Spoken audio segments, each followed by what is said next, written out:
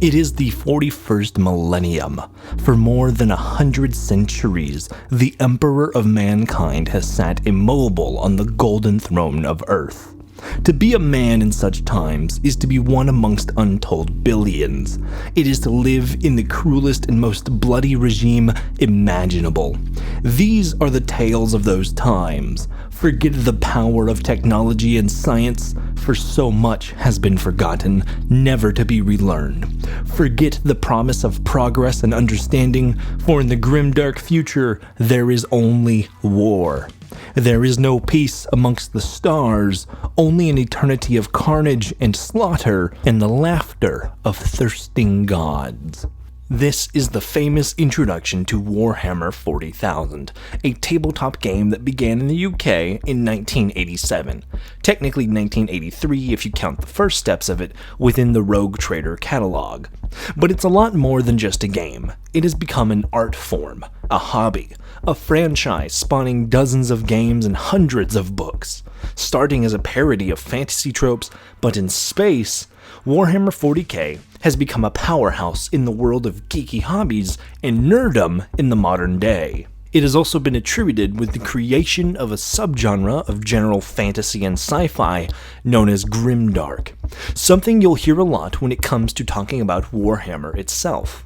But this is a label that has just as quickly been adopted onto other pieces of media and fantasy.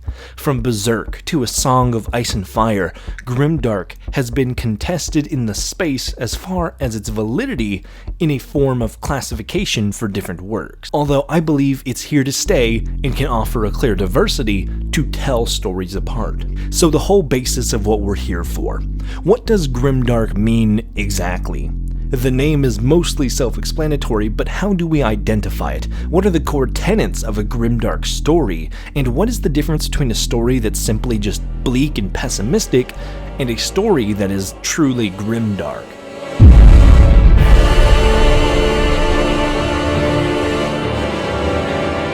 One major line through the stories that are called grimdark, especially in the case of Warhammer, is that no matter what, no matter how hard you fight or how well-intentioned you are destined to lose, or at least not to win. There is only war. There are no victors, but instead only losers. Taken at the 40k level, each and every enemy to the xenophobic Imperium of Man are only able to be exterminated in theory. There are demons you literally can never kill. The Tyranids are countless trillions. Necrons more of the same. Even those who try to do well, a character like Vulcan, father of the Salamanders, will be broken down to the point of running away after being forced to commit countless atrocities. There are moments of levity or satire, brief respite from an overwhelmingly depressing world, like the orcs, whose own internal logic is so stupid for the sake of being stupid that it's hard to do anything but laugh at them. As mentioned, characters like Vulcan and the Salamanders still xenophobic, but at the very least kinder to the average man than the others would be. A contrast here is that no matter what, things can always get worse. They will get worse. Even if there are times where we break and the walls come down briefly, there is no such thing as winning in a grimdark story. Anything you can consider as a victory will consume so much of you in the path there that you will not be recognizable by the time you reach the end. This is probably something I myself missed in putting Ben 10 into Warhammer 40k, but we'll get more into that as we go.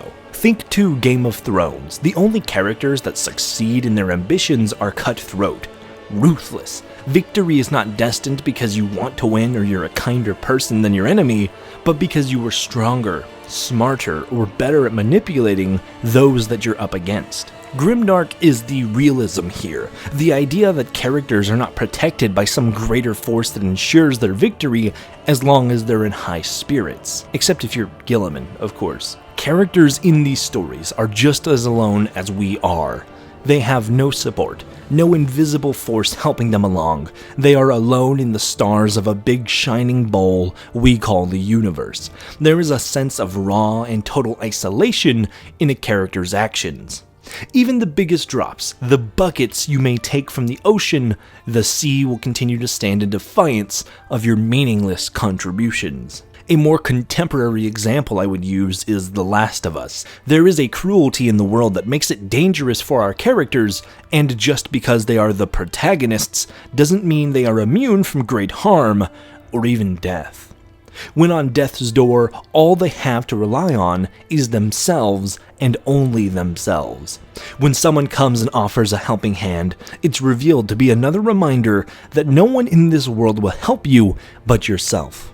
It requires the characters to bite, scratch, claw, and kill their way through to survive. They eat, lest they be eaten.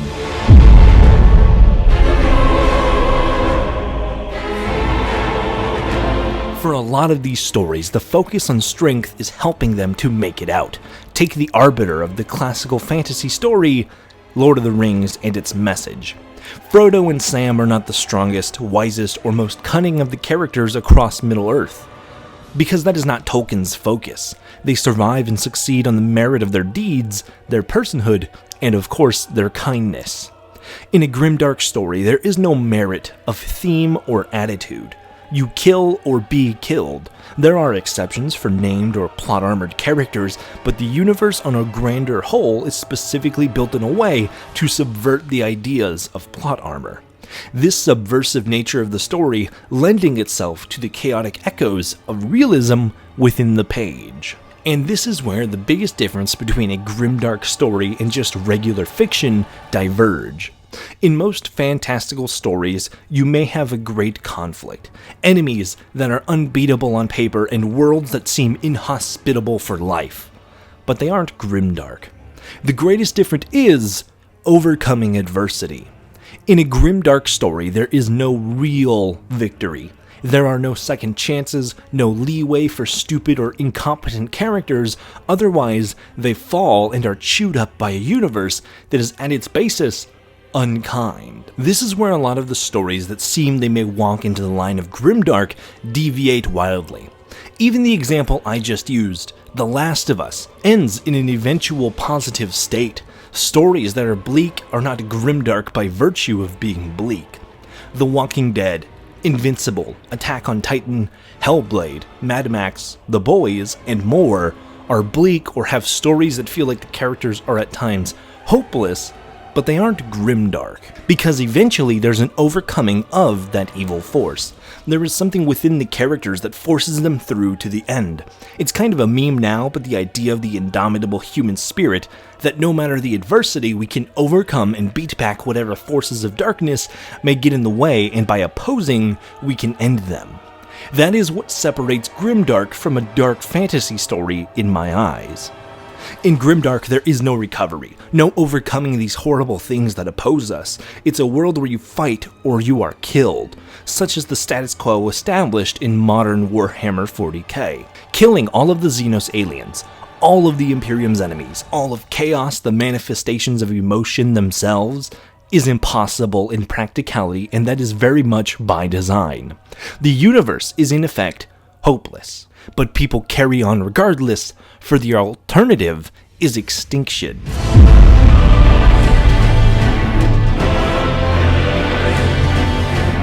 This is where my biggest complaint with Warhammer comes from. I love this series. It is expensive. It is expansive and features almost any subgenre of fiction you could tell, and in almost any corner of this galaxy. Like other great fantasy worlds, 40k is almost a timeless setting in which you could tell almost any story within. But the general depressing grimdark feel that never changes is narratively boring to me. As a story where all of humanity fights on because they are stubborn and would rather battle until the stars collapse rather than give up or die, I can get behind that. But you'll see a lot from the Warhammer community at large, an emphasis on the nihilism that keeps the universe down forever, and that's where I lose interest. It builds a sort of stagnation and hampers the ideas that could arise. What happens when one of the many Primarchs decides that something like the Tau's idea of a greater good might actually be good for the galaxy, or at least for humanity? What happens if we do oppose the dogma that stood for 10,000 years? What happens if? But we're not allowed to. The Grimdark status requires stagnation and entropy, and there's nothing wrong with that. It's just, to me, that it eventually becomes boring without an end state, especially when the franchise continues onward as if something new is supposed to be coming, but it'd be a fool's errand to try and narrow down the trajectory of the future in the Warhammer timeline, outside of they fight and battle forevermore. Which is the charm, I know. My main point to argue is that Grimdark stories can be excessively bleak and nihilistic, potentially leaving an incoming audience feeling hopeless or disillusioned. While these stories aim to provide a gritty and realistic portrayal of human nature and our struggles, their relentless focus on darkness and despair may overshadow any moments of hope or redemption, ultimately leaving viewers or readers emotionally drained. At least, this is how it often goes in my experience. There's nothing like getting invested into a character or an idea or a faction or anything, and then it just ends. They fail, they die, and that's it.